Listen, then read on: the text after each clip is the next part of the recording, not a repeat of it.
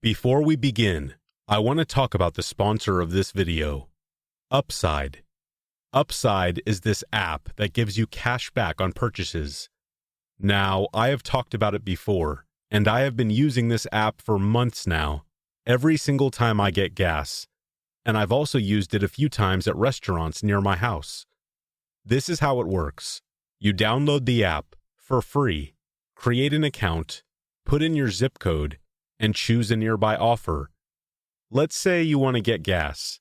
You choose the gas station with the best cash back deal, drive there, check in with the app, get your gas, and boom! A couple days later you have cash back in your account. You can also do this and get cash back with food and drinks inside the gas station, or even restaurants too. After you check in and pay, you get cash back. That's it. That is it. Then you can cash out your account and choose from a bunch of e-gift cards. It's literally just money back for getting gas. I will promote this app forever until the end of time. How could you not want to get cash back every single time you get gas or go to a restaurant? It's honestly ridiculous how easy it is. But check this out. You don't have to choose a gift card. You can transfer the money to your bank account if you'd prefer. With inflation and the cost of gas these days, why would I not use Upside? That's why it's called Upside. There's no downside to it. The extra money that I save with Upside will keep going into Starbucks, Target, or my bank account.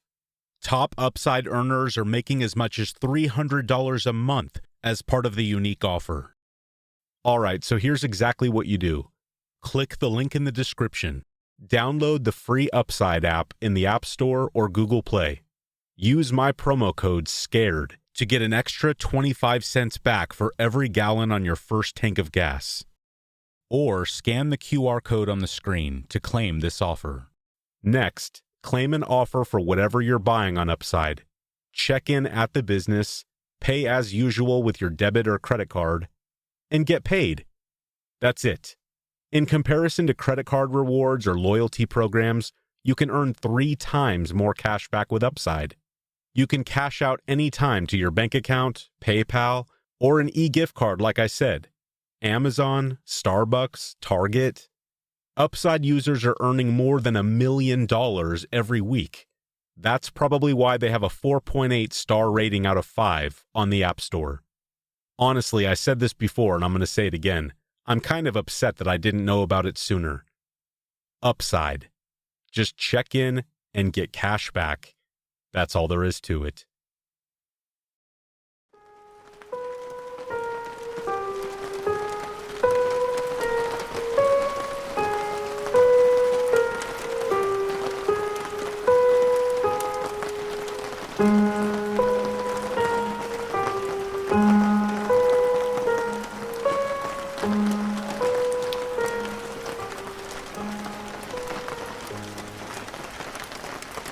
Welcome to Scary Stories for a Rainy Night.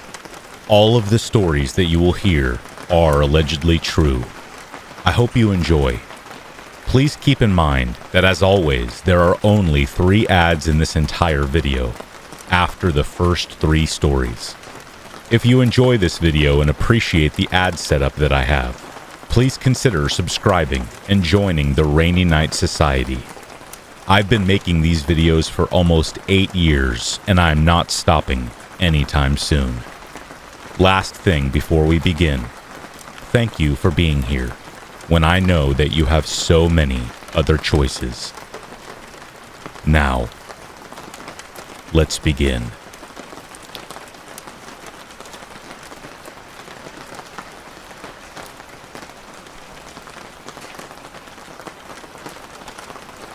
I work at a gas station in the Deep South, a part of Louisiana that most people have never even heard of. I'm talking about dirt roads with no name, thick trees that seem to swallow darkness, and you might be lucky enough to see a street light every other mile. The little gas station that I work at is located in the trifecta of all these elements. I, of course, work the overnight shifts. The gas station doesn't see much excitement. There are either the 10 customers that come in between the hours of 10 p.m. to 6 a.m., or the random opossums that decide to make the trash cans outside their personal drum set. But I digress. The night started as any other night. Make sure all of the snacks, cold drinks, and beer were all properly stocked? Check. Now all that is left for me to do is, well, wait. I stood behind the counter looking at inventory, listening to music and just pacing around for the first couple of hours. You know the thing that people say, time flies? Yeah, that did not apply to that shift. As I got bored, I decided to leave the register and check out the items on the shelf to, make sure nothing majestically sold itself. As I was on one of the aisles, I heard a man call out, "Hey, y'all open?"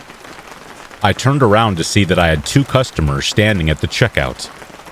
Now, I should mention, this gas station does not have that fancy system that makes the door go ding when somebody comes in. Top line security, am I right? So I was caught off guard that 2 customers had come in without my knowledge. I quickly walked up to the register and apologized for the wait. As we were making the usual conversation of, "Hey, how are you doing?" and, "Man, it's dark out here in this area," the customer asked another question that is usually always asked. "How long is it until I get to the city from here?" I answer with the same answer that seems to automatically live in my mind rent-free. "It's a good couple of hours from here, just go towards the lights." Corny, I know, but that's my thing. Anyway, after scanning the customer's items, which literally were a candy bar and a bottle of water, I told them, "Be careful out there, y'all. There's a tornado warning in this area until 7 a.m., and the rain's starting to pick up, I think. In this area, even on a clear night, it is hard to see what is ahead of you on these dark, desolate roads." As I went to look at the second customer, I realized there was no second customer anymore. I chalked it up to the guy not wanting to wait any longer and just deciding to leave. I mean, from what I saw, he didn't have any items with him, and probably only needed some cigarettes or something that was behind the counter. I told the customer farewell and was ready to grind out the rest of these hours. But just like a psychic, my own words had foreshadowed my fate for the night. Not long after the customer left, might have been an hour or so, the sky could no longer hold its sorrow and weeped gallons of tears from above. Now, to me, this is not a big deal. Bad weather, rain, opossums. Yeah, I still have it out for those little buggers. All of these things happen a lot in my area. So much so that I call the experience HWA, which stands for humid, wet, and annoying. As the rain and wind picked up, I was starting to feel a little uneasy. Mostly because, honestly, I would rather be at my house when the rain and wind decide to battle for dominance. With that being said, the inevitable happened. The power lines were no match for the relentless punishment from the elements. And then darkness, silence, aggravation. The power had gone, and there was no backup generator for me. I was just there, standing in a blanket of darkness so thick that it seemed to cover everyone in its embrace. I called my manager to let him know that the power had gone out, and also ask him what I should do now. Of course, with it being so late, or early, I guess, whatever, 4 o'clock a.m., whatever it means to you, there was no response from him. I thought about locking up and just buckling down at the gas station until the storm passed. I was getting paid after all. But that's when I heard it. Between the thunder. Between the rain. Between the wind. I heard a slight crunch coming from one of the aisles that was further away from the entrance of the station. At first, I paid no mind. I believed it to just be the store items shifting with all of this sorrowful weather. Darkness has a way of bending your mind into seeing and hearing things that your mind usually tells you, "Oh, that's just the wind." But after sitting there for a while, upset of course, but getting paid, I called my manager again, to no avail. Then, right after the light of my phone faded and my eyes were trying to accommodate the darkness, I heard it again. Movement, but this time closer and right in between my phone call and a thunder strike. So now I'm on high alert. Someone is in here with me. I'm not alone. I just knew it. I tried to calm my nerves, not wanting to be that guy that overreacts, but I asked myself, can you ever really be too safe? I made a potentially dangerous and thoughtless move. I stood up and yelled, "Is anybody still in here?" I got no response, but that didn't mean that there was no one there. The air felt thick from the humidity. Not just that, though. The feeling you get when you are not alone. The feeling of being, you guessed it, watched. As cliché as it sounds. Then I remembered something that I knew all along. There is no ding on the door to let me know when customers enter nor exit. That and the thought of the second customer came to mind. I never saw him leave. I just knew that he was there and then gone. I automatically, without a doubt, felt that something was strange. Something was not right. So I did what any gas station worker would do in the pitch black. Pretended to be a ninja so that I could slowly make my way to the source of the noise without being caught. As it turns out, I'm not a ninja. The moment I stepped out from behind the counter that I had been sitting behind, a voice stopped me in my tracks. "Give me what you got," was all the void softly spoke to me. I froze, scared. Too scared to say a word nor move an inch. When I called out, I wasn't truly expecting a response. Soon I heard footsteps. Slow, but getting closer. My mind yelled, "Do something. Run. Charge" at the sound and hope for the best. After all of that, I did nothing. Then his face appeared. A face hard to make out in the dark. A face that I would not have seen if my manager hadn't called me back at that moment that allowed my phone to light up. The second customer. It turns out, he never left. I pretended not to see nor know that I recognized him. Again, he repeated, "Come on, give me what you got, now." Still in a calm and calculating way. I spoke for the first time after noticing that I was holding my breath this whole time. All I have is $250 in the register." He was quiet for a while and then told me, "Give it over." I wished that I could say that I pulled out some special move that brought the guy down that allowed me to hold him until the police showed up. But this is real life. I gave him the money, and luckily for me, he accepted it. He knew that police would not be out here in these parts at this time, and with this weather, even if I called, it would take them at least 30 minutes to get there. A local, I assumed. Had to be so confident. I talked to the manager and the police after all was said and done. My manager apologized that I had to go through that, and also was sorry that he didn't answer the phone sooner. I told him, "It's no worries, everyone deserves sleep." I got to leave early, and the manager closed the store for a couple of hours until the next employee came in. I was so lost in a trance after the situation that I truly believed that it still couldn't be real. That couldn't have just happened to me after the couple of years working there. And that was that, I thought.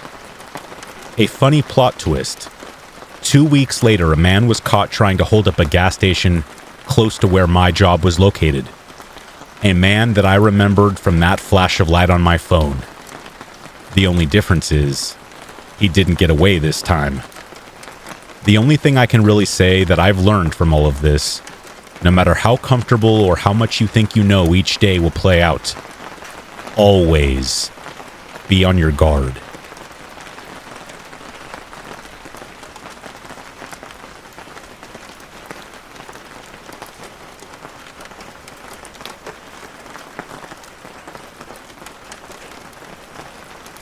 My wife is a real estate agent, and a few years back, things changed drastically for her. She landed her first client that would have her list their house, and it was also someone that we knew. We didn't know them that well, but we knew them through the church that we were going to at the time. And so when it came up that my wife was doing real estate, this person asked her if she could sell her house for her. The homeowner needed to move, as her husband had recently passed away. It took a little bit, but my wife was at the point of hosting the first open house on the listing. She would have 2 back-to-back open houses, the first on Saturday and the next the following day, to give potential buyers more opportunity to view the house.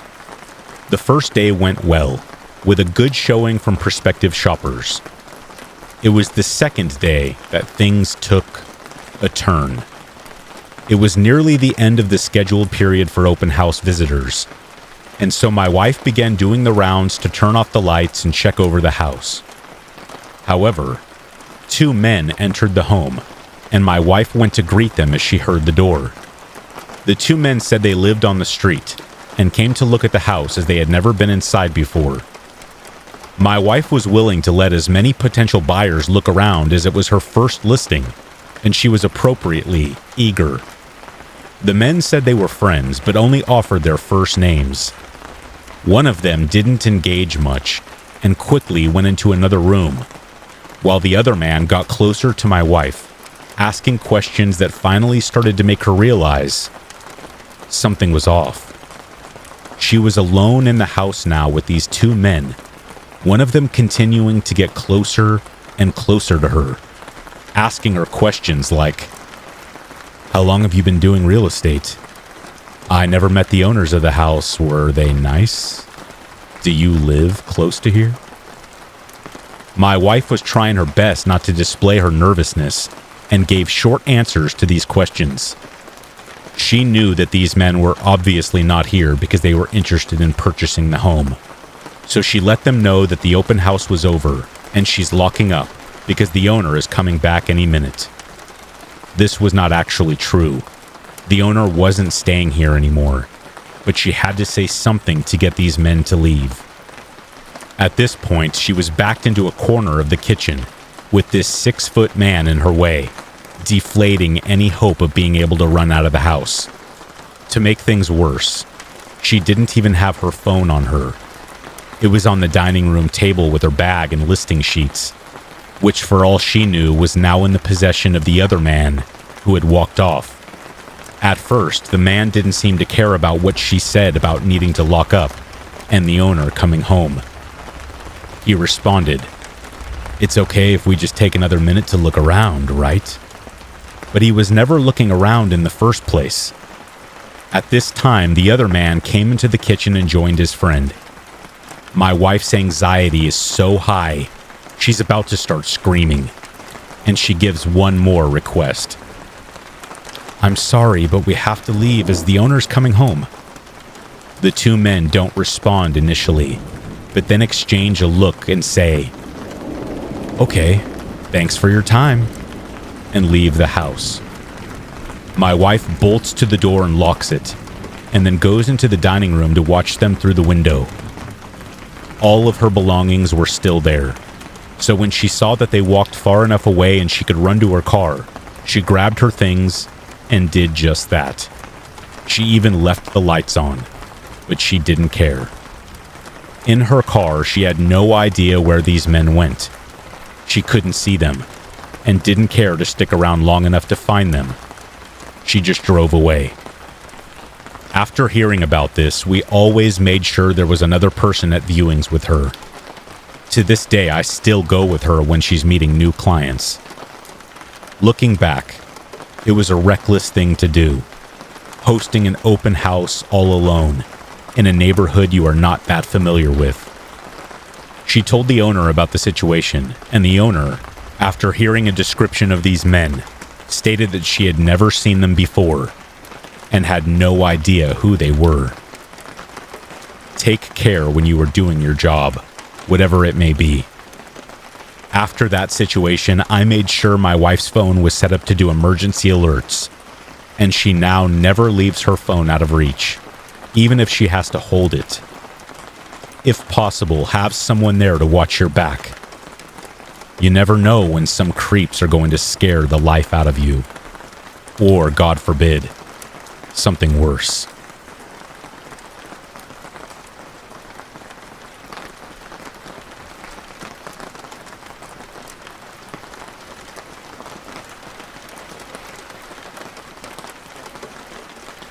I am a 22-year-old male who happened to end up at the wrong place at the wrong time. My best friend lived in a city close enough to where I live, so I used to visit her a lot during the week when I had time off work. This one evening I left her house quite late, so I was pretty tired when I set off. Probably shouldn't have set off driving in the first place with me being so fatigued. Nonetheless, I set off home. Majority of the journey is on the motorway, but about 10 minutes into the journey, I could feel my eyes rolling into the back of my head. I needed to pull over. I came off the road at the next exit and tried to find somewhere to pull over to possibly have a nap, or at least rest. I eventually came across a little side road along a country road. This road was plunged in darkness, with wooded areas on either side, with some places on either side of the road to pull up. There were some other cars parked here too, so I figured this would be a good place to stop and have a rest. So I did exactly that. I pulled my car to the side of this uneven road surface and came to a stop, turning off my engine, and made sure that my doors were locked. Not long after pulling up and reclining my seat, there were a few cars pulling up near me, stopping, and then driving off again, only to return a few moments later. I am a car enthusiast, so I know my cars, even from just the shape of their headlights, so I could tell it was the same cars arriving and leaving constantly. I was getting a bit on edge, but I was so tired I just tried to ignore it and closed my eyes. After about 5 minutes of me laying there in my car, I heard a car door open and then close, the obvious sound of someone getting out of their car. I opened my eyes and glanced up out of the windshield, but because there were no streetlights on this side road, all I could see was silhouettes of the cars parked near me. It was silent. The sound of the car door was instantly jarring. However, after I heard the car door, nothing followed for a few moments. So again I closed my eyes and tried to continue my nap. But then, I heard the unsettling sound of someone's footsteps on gravel. Like I said, this road was silent, so this was an undeniable sound. The footsteps seemed to be getting louder and closer. I once again opened my eyes to see the horrifying silhouette of someone slowly approaching my car to the driver's side. My heart instantly began racing. I wrapped my hand around my keys, which were still dangling in the ignition slot, but I was frozen. I did not have the ability to sit up, start my engine, and race away. This person got closer and closer to my car, so I did what I thought at the time was the best idea. I turned my head away from the window and pretended to be asleep. This person approached my car. I heard the footsteps get closer and then stop. Then, my worst fear in that situation, I heard them try my door handle a few times. Then they made their way slowly around the back of my car and tried opening the trunk, to no avail. They then continued to the passenger side, which was the side my head was facing. I was certain they could not see inside my car, but I still opened my eyes the slightest bit to see what was going on. All I could see was a man dressed in black, with his hood up, one hand in his pocket, the other trying my passenger door. I laid completely still, my eyes half closed, trying to fathom what was going on. After a few more tries of my door handle, he did another walk around my car. I could see him walk past, brushing himself up against my door as he did. He then stopped for a second. I thought he was about to walk away, when he instead began knocking on my window. He did this 3 times. My heart began racing even faster as I lay there, pretending to be asleep and not hearing it. I was certain he was going to try and smash my window, but to my surprise, he just walked away and got back into his car. He turned his headlights on, and I realized it was one of the cars that was driving up and down the road earlier. He angled his headlights directly into my car and through my windshield, so I threw myself back down and pretended to be asleep once again. I heard his car set off and very slowly drive past mine, almost stopping when he got right next to me. This whole experience filled me with fear and adrenaline to the point of being wide awake. So as soon as I saw his car disappear, I started my ignition and got out of there. I drove straight home and had one of the most restless nights of sleep ever. I never drove down that road again, even during the day. If you're tired and you need to drive somewhere, just don't. At all costs, just don't. At least stop at a service station that is well lit. And please, lock your car doors. I don't even want to begin to imagine what would have happened to me if one of my doors was unlocked that night.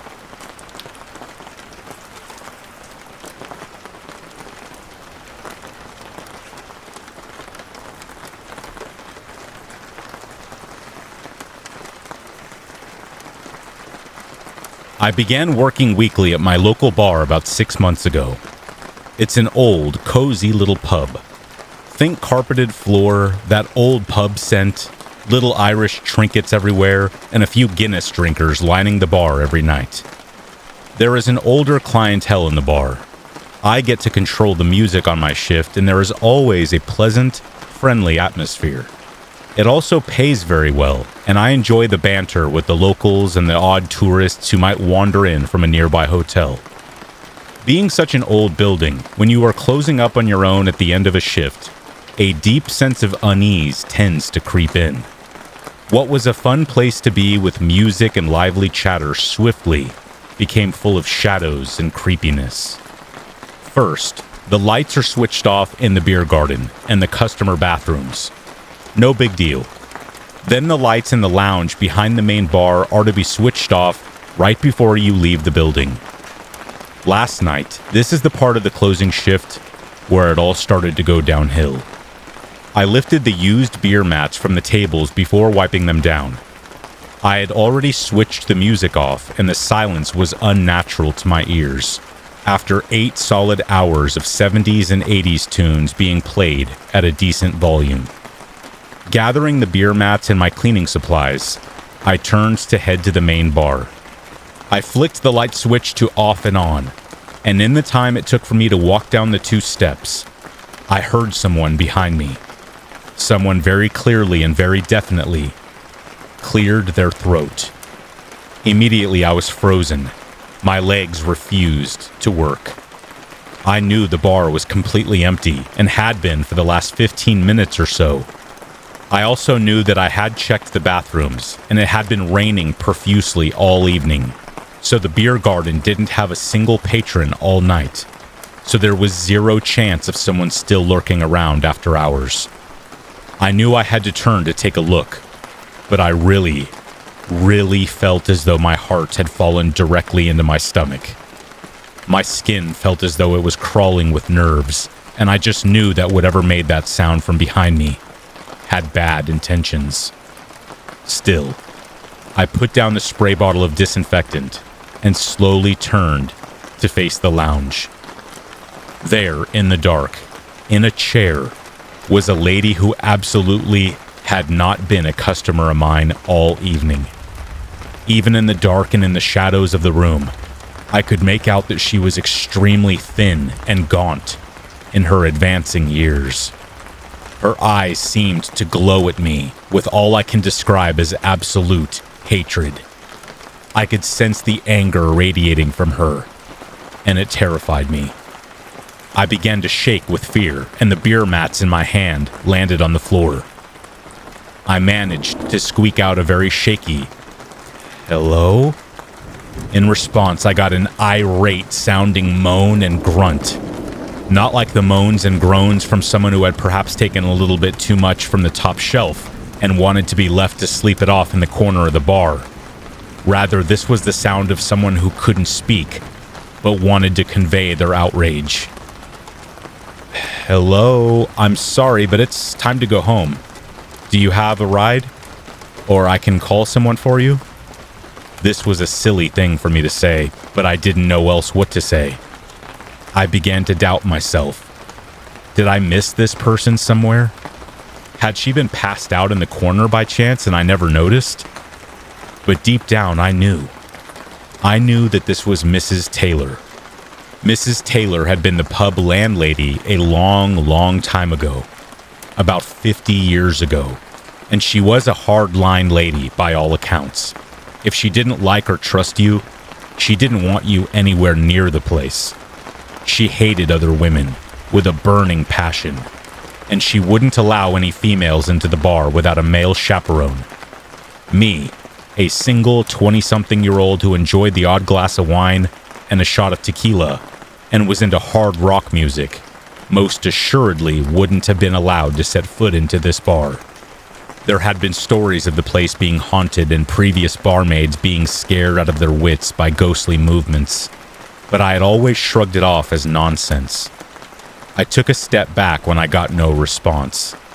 The person I assumed to be Mrs. Taylor began to move. She placed a bony hand on the arm of the chair and rose up.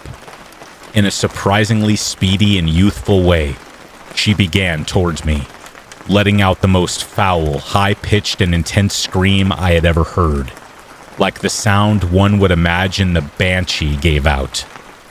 I lost it. I turned on my heels and ran for the main door.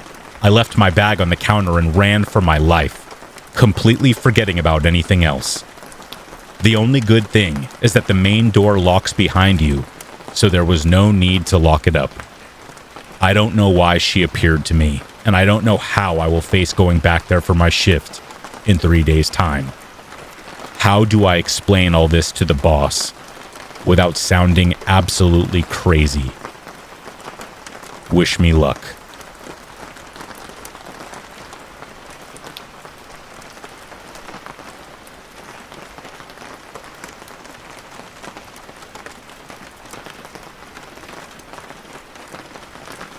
This happened like 2.5 years ago. For context, I was in the military and lived in the barracks at the time. The barracks used to be a hospital way back when, and many people have had paranormal experiences, including my roommate and I, on more than one occasion. Ironically, all of this happened on Friday the 13th. The whole day was wild, so I'll just start with the first weird thing that happened. My roommates and I had this tradition of always going out to eat on Friday. This Friday, it was pouring rain, and we went to eat downtown at a regular random restaurant. The second we walked in, we just felt so out of place. We were sitting waiting a long time for a waiter to talk to us, until finally he came, and he was beyond creepy. He seemed almost non-human. He grinned very creepily the whole time, moved around and talked like a robot. Halfway through our meal, I noticed every single person in the restaurant was wearing the same exact shade of blue. All the men had a blue button-up and every woman had on the same blue dress. I pointed this out to my roommate, while she also pointed out to me that all the waiters were standing in the corner of the restaurant, staring and smiling at us. I had tears in my eyes. I was so creeped out. We didn't finish our food and we paid and left. We also double-checked on the website and outside the restaurant to make sure there wasn't some event going on or a dress code. We got back home to the barracks. I called my boyfriend to tell him what happened when in the middle of my conversation, our ironing board fell off the door from the hanger it was hanging on in the laundry room. It's never done this before, and nothing had happened for it to do it this night. The way our room was set up is when you walk through the door, you have the living room in the middle, with the laundry room on the right, the bathroom on the left, and our 2 separate rooms straight in front. Mine's on the left and hers is on the right. Me and my roommate were both sitting in the chairs on the wall near the bathroom. It startled us, but we didn't think too much of it. My roommates and I decided to head off to bed when about 30 minutes later I heard her open her door and whisper my name. "Sarah?" she whispered softly. "Sarah?" she said a little louder. I'm sitting in my room thinking, why is she whispering like this? I got out of my bed and opened my door, and she screamed, dropped to the floor, and just started crying. Hannah, what is wrong?" I yelled at her. "I saw you in the mirror of the bathroom," she cried. "What?" I was very confused. She said it again. "I just saw you fixing your hair in the bathroom. You know how you usually do, and smiling at me in the mirror of the bathroom." I looked at the bathroom. Sure enough, the light was on with the door cracked enough so you could see the mirror inside. Shivers went down my spine. The room was freezing, and something felt very off. We never left the lights on or the bathroom door opened. Neither of us had even gone into the bathroom since coming home from dinner. I wrapped us up in a blanket and we just left the room and sat in the hallway for about 30 minutes, talking about what had happened. From Hannah's perspective, she thought I knocked on her door, and that's why she opened her door. And when she didn't see me, she whispered. And then she looked in the bathroom because the light was on and saw me smiling at her through the mirror when I was fixing my hair. She said that there was something about the way I looked.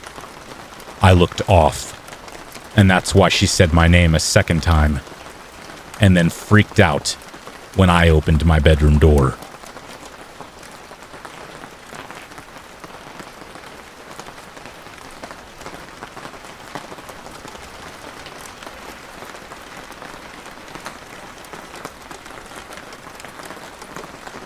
I don't usually write a lot, but there's something that has been weighing heavily on my mind, and I feel the need to share it. It happened when I was just 13 years old, and although it occurred fairly recently, certain details of that incident still remain a hazy memory. Nevertheless, I'll do my best to recount the night that forever changed my life. The amusement park, the only renowned one in our state, had recently opened its gates as the seasons transitioned into summer. For privacy reasons, I won't disclose the park's name or the ride where this unsettling event occurred. Typically, I visited the park once or twice a year with my friends, my family, and occasionally my parents. We would roam around, indulge in tasty treats, and experience the thrill of the rides. Just regular kid stuff. However, this particular visit was destined to make me swear off amusement parks for the rest of my days. It was a chilly night, that mix of cold and warm. However, the sky remained clear, which was all the confirmation that my friends Nick, Caden, and I needed to ask our parents if we could go. Miraculously, they agreed, and in no time, we found ourselves being dropped off at the park's entrance, brimming with excitement, ready to immerse ourselves in the vibrant, thrilling attractions. Among them, there was one ride that stood out as my personal favorite, and I'm certain my friends felt the same way. Housed inside a dome-shaped building, this exhilarating ride dazzled us with a whirlwind of spinning lights and adrenaline-pumping speeds. It seemed like the perfect choice, except for one thing: the dreaded line. Not only was it a claustrophobic person's worst nightmare, but it almost always guaranteed an agonizing wait of at least an hour. On that particular occasion, the line stretched so far that it reached one of the neighboring rides about 100 yards away. Seeing this, we all let out exasperated sighs, realizing that we had no choice but to endure the line before we could move on. We figured we might as well get it out of the way early. As the line snaked its way forward, we noticed that on the left side, where the line extended towards the forest, there were shrubs and bushes. My friends and I didn't pay much attention to them at first, which is why we failed to notice something peculiar until we reached the large sign bearing the ride's name. It was Caden who first spoke up, excitement laced with a hint of concern evident in his voice. "Did you guys see that?" he exclaimed, pointing in the direction of the forest. "No, what?" Nick replied, glancing over at the bushes. Curiosity piqued. I looked in the same direction. There, crouched down among the foliage, was a person wearing a Jason Voorhees mask. Initially, we found it amusing, thinking it was a part of some Halloween-themed event or party that the amusement park occasionally hosted in October. However, it was July, a fact that should have raised more suspicion. Whether it was ignorance or just us being naive kids, we chuckled, assuming it was some kid playing a harmless prank. Our attention quickly returned to the ride, and we dismissed the incident as an inconsequential oddity. We endured the line for a grueling 2 hours, and despite the relatively brief 5-minute ride itself, it was undeniably worth the wait. Afterward, we decided to grab a bite to eat and enjoy a few more attractions. Time flew by, and before we knew it, it was time to head back to the parking lot, where our parents would be waiting. Unlike other kids who would typically complain, we welcomed the idea of leaving, as exhaustion started to creep in. Amusement parks can be quite demanding. Navigating through the throngs of people also making their way towards the exit, I noticed something out of the corner of my eye. A glimpse of that very same Jason Voorhees mask. This time, I managed to catch a glimpse of the full figure behind it. The person was massive, towering at least 6'6", with a build reminiscent of a freight train. This man was a behemoth, and it became glaringly evident that it wasn't just some kid playing a childish prank. Subtly urging my friends to quicken their pace, we hustled toward the exit. As we reached the dark expanse of the parking lot, I finally gathered the courage to share what I had seen. I told them what I saw and how big the guy was, my voice trembling with a mix of fear and disbelief. "Yeah, right," Nick responded, who was always the skeptic, especially when it came to this sort of stuff. Caden, however, remained silent, his gaze fixated on the park behind us, an uneasiness apparent in his eyes. "No, seriously," I insisted, my voice growing more urgent as Nick and I engaged in a brief back and forth. Caden's next words cut through our heated exchange, causing us to pause and snap our heads back in the direction of the park.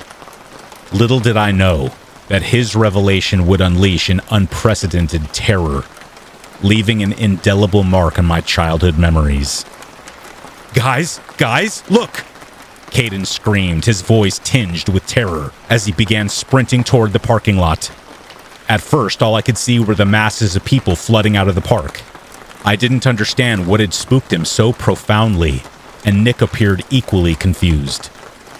Then, I saw it. The Jason Voorhees mask once again. This time, the significance of its presence registered in our minds, and we bolted in sheer panic. The colossal figure adorned with the mask was hurtling towards us at an alarming speed, clutching something in his hand, a mysterious cloth that I never had a chance to examine closely. We ran as if our lives depended on it, eventually catching up to Caden in the vast expanse of the parking lot. Together, we gasped for breath, scanning our surroundings in a frenzied state, until we spotted my parents' car. Without wasting a second, we scrambled inside, screaming at them to floor it. Although they wore expressions of bewilderment and concern, my dad pressed down on the accelerator, propelling us away from that nightmare as swiftly as possible. Interrogation became the theme of our 1-hour ride back home, and it was Nick who mustered the courage to offer brief, one-word answers to our parents' relentless questions. In truth, all of us were still reeling from the shock, struggling to process the enormity of what had just occurred. To this day, I remain baffled by the man's intentions. What was he doing? Why did he single us out? Why did he do this with a ton of people around? And what horrors awaited us if he had managed to close the distance between us? I vowed never to return to that specific amusement park, although I have visited a few others since then. Nevertheless, you can bet your bottom dollar that I always keep a vigilant eye, forever wary of the lurking shadows. For you never know who might be hiding in the darkness, waiting to pounce.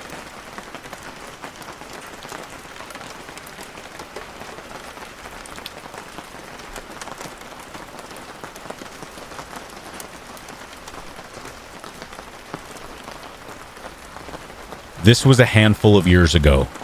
I was a new mother and home with my firstborn child.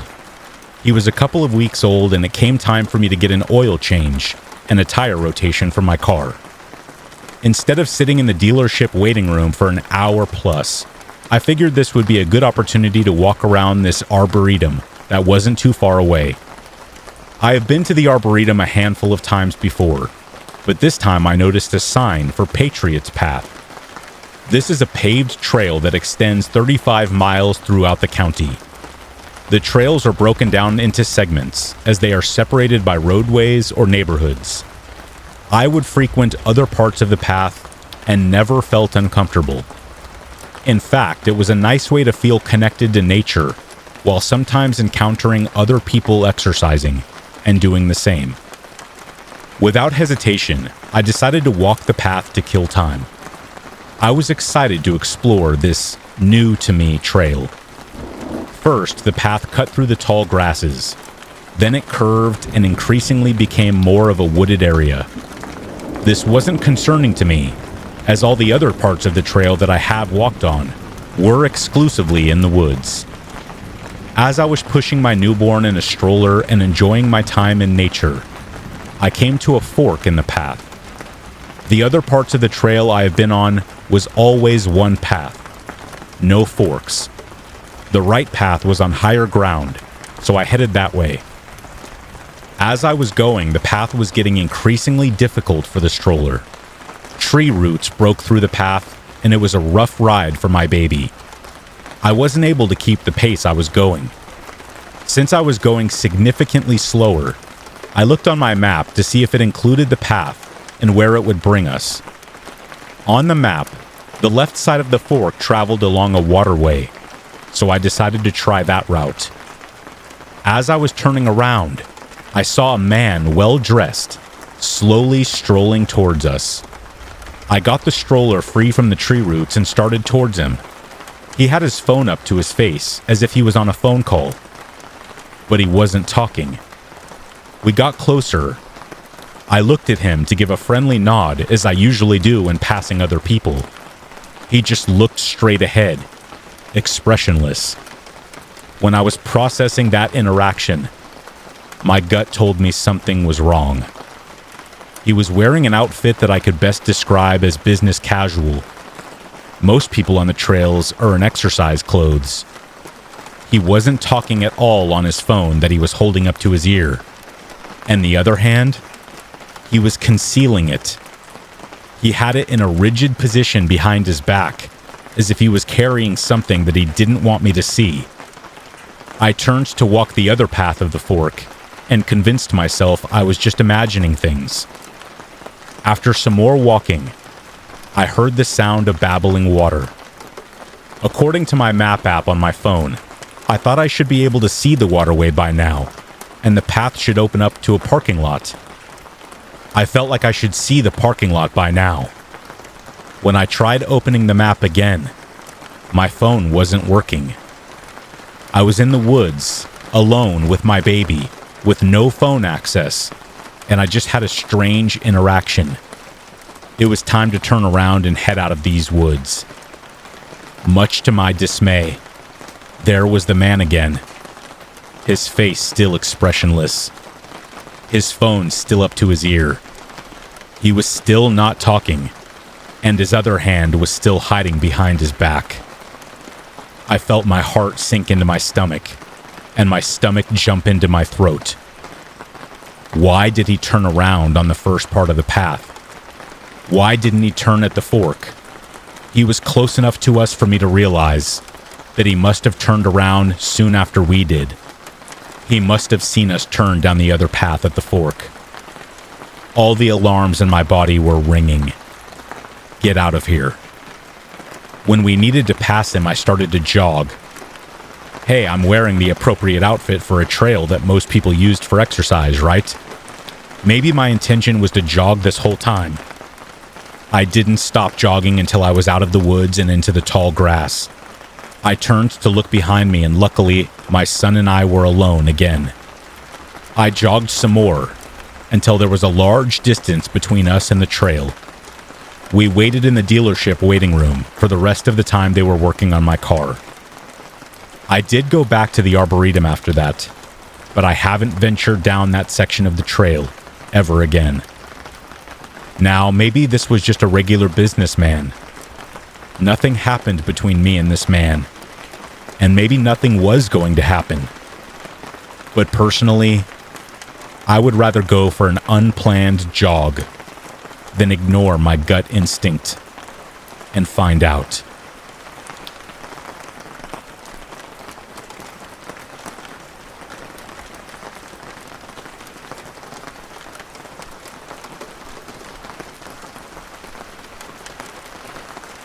This took place around the fall of 2020, around late October. One night, 3 of my friends and I, Nate, Charlie, and Jordan, decided to meet up at a local park around midnight, just located within my friend Jordan's neighborhood, to have one of our relentless hotboxing smoke sessions. Since this was our senior year of high school, and with the pandemic and political animosity going on at the time, like many other kids, we were basically stuck at home for the most part, attending online classes, and barely getting out of our houses since most public places were closed. Because of this, we all ended up smoking to kill time. So having these hotbox sessions wasn't anything new to us, since we've been smoking since August of that same year. I recently stopped smoking altogether due to unrelated issues, but I digress. Back to the story. About an hour after our smoke session, the 4 of us reluctantly agreed to start driving out of the park and around town for a while, with my friend Jordan being the driver. Nate in the front passenger seat with Charlie and I in the back. 20 minutes into our drive, being the intoxicated idiots that we were, having the windows cracked, we decided to put on Dead Space ambience music as we were making our way out of a residential area and onto a 2-lane road that led out into the rural part of town. To give you an idea of the scenery, we were driving through one of those semi-rural suburban neighborhoods you'd find in the middle of nowhere. For those of you that live in the rural South or the Midwest, you know what I'm talking about. Since it was completely pitch black and we were practically in the middle of nowhere, bumping creepy ambient music while approaching a dimly lit intersection, it began to give off an eerie liminal vibe that was kind of fitting for the season. As we approached the intersection, my mind began to green out and race about the unknown beyond the darkness that enshrined our surroundings. It would be terrifying if we found a humanoid, like a Wendigo or something right now. At that point, we had reached the intersection, and since I was looking to my left, I immediately noticed a figure emerging out of the pitch black. As the figure got under the streetlight, I realized that what I was looking at was a woman in pigtails dressed in a really classy, clean outfit, with a tan blouse and high heels. I instinctively sobered up and took this as a bad sign from all the stories I've heard, and just knew something was wrong. Because who would be out here at 1 a.m. in a classy outfit in the middle of nowhere? In a matter of seconds, my worst fear came to life as this woman began to approach the car, and I really didn't want any of us taking any chances with this woman. I started to freak out and told my buddy, "Jordan, there's a woman coming. Turn the car now." Our friend Nate noticed a second figure dressed in all black slowly emerge from the rear end of the car, just about 15 feet away from our right side, slowly approaching. This only instilled more fear in all of us about the situation. Charlie instantly caught on and saw what we were seeing, as this woman practically began running at us screaming, "Please stop. Help me." Charlie then began aggressively slapping Jordan's shoulder in a panic, shouting, "Jordan, turn the car now!" Jordan, still zooted off the weed, was confused for a split second before he saw that this woman and the man in black were mere feet from the car. In a panic, he yelled, "Oh my God!" He peeled out to the right and in the opposite direction from where this woman and the man came running from. We all sobered up a bit, being so creeped out and confused as to what just happened. But we laughed it off because of how intoxicated we all still were. Needless to say, we still question why the woman was running at us screaming, and what exactly the intentions were from both of them, especially the man dressed in all black behind the car. My morbid curiosity gets the better of me sometimes, and I would like some theories as to what could have happened to all four of us during that night. Let me know in the comments below.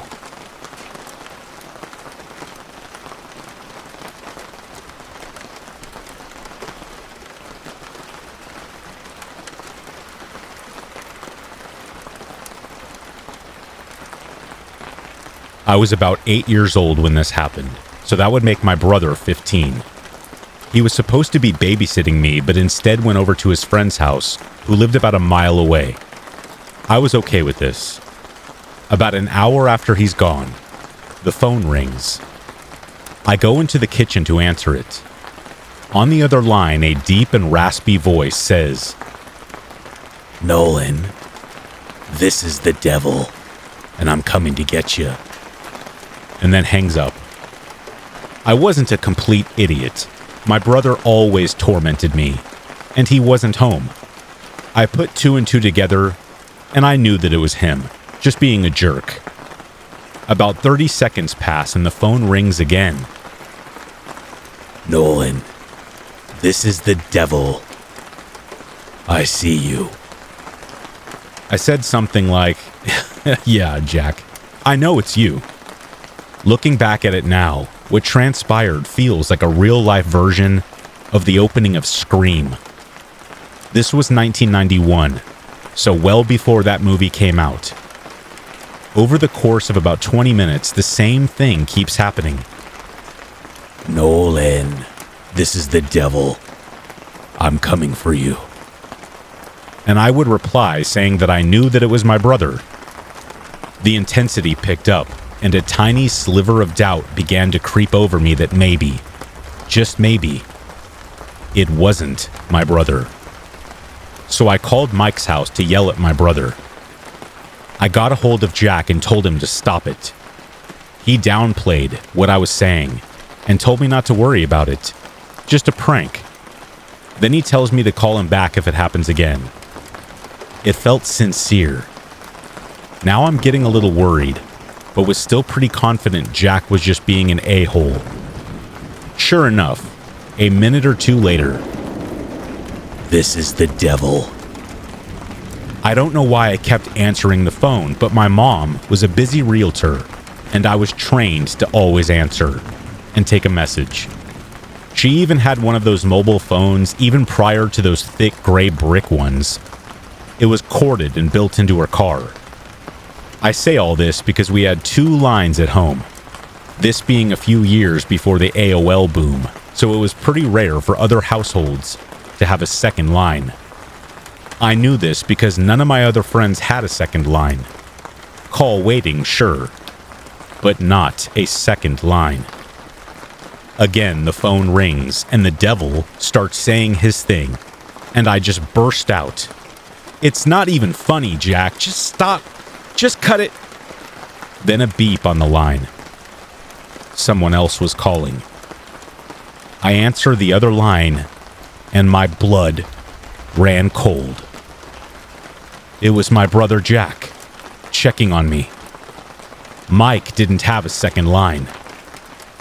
I suddenly became a blubbering mess. The next part is a blur. This was in Minnesota during the middle of a heavy blizzard. The next thing I know, I'm running down the street with no jacket on and snow in my boots because I was too panicked to lace them up. It's not easy running in the snow, but I didn't stop until I was about a block away from Mike's house. There I see my brother and Mike leaving the house looking a little confused to see me. Then an evil grin broke out on his face. As it turns out, Mike's family did have a second line. The whole thing was so stupid. I knew it was Jack the whole time, it had to be. But I assumed it was Jack doing the stupid voice, not his friend. So that second line calling in while I was talking to the devil suddenly threw my 8-year-old sensibilities into the blender. The whole thing went down into the lore of some of the top-tier torment that my brother inflicted on me growing up. Right up there with hanging me by my underwear from the windowsill, just high enough so the tips of my toes couldn't touch the floor. Or burrito wrapping me in the gym mat and duct taping it so I could not get out. Thanks, Jack.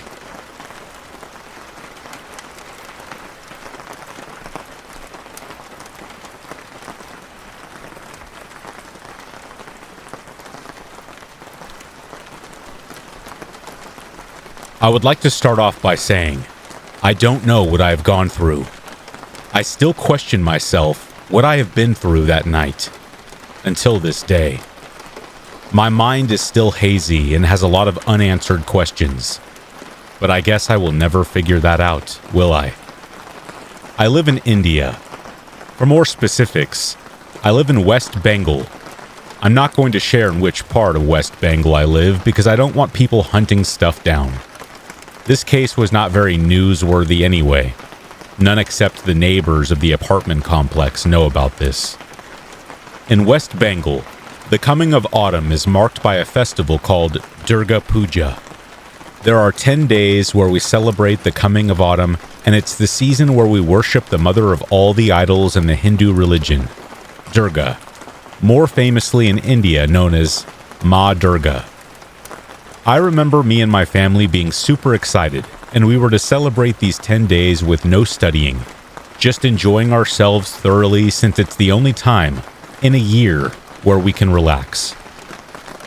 On the 7th day of Durga Puja, my mother wasn't really satisfied with the enjoyment we had in our complex, so I proposed that we could go outside and watch the other pandals, which are clothed temples with bamboos made for the idol to be placed there for 10 days. We set out at 12 o'clock midnight. This was the time when people came out to see the pandals, since they could get really crowded with people in the evening. Plus, we didn't want to miss our complex functions. We set out in our car and went to different places, enjoying stuff. It was around 2 in the morning when we entered through the gate of our apartment. I would like to avoid the confusion that no such security guard remained under every tower after midnight. All of them are out of order except for 3 guards who would be sitting out, dozing off, not doing their job at the main entrance of the gate. We did have really good security, but after midnight, everything just gets loose. We entered the main gate to be shooed off by 2 guards sleepily. Suddenly, out of the corner of my eye, I see a man, an elderly man, who was kind of scrawny. I had a bad hunch on seeing him, because his attire was something that would catch the eye of anybody. He wore a golden sherwani with white pants, but he had a cotton gamcha, or a very thin piece of bright red cloth with patterns which would be used by a lot of people in India to dry themselves off after a shower. He was wearing glasses and had a long white beard, which made him look even more suspicious. He was walking by the entrance of our car, and I noticed that he had his hands behind his back.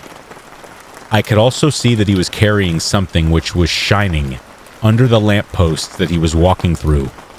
This sent shivers down my spine as I told my mom jokingly, "Should I be concerned that this man has a pumpkin knife in the dead of night?" Since the knife I thought he had behind his back was a pumpkin knife, used specifically in vegetable shops.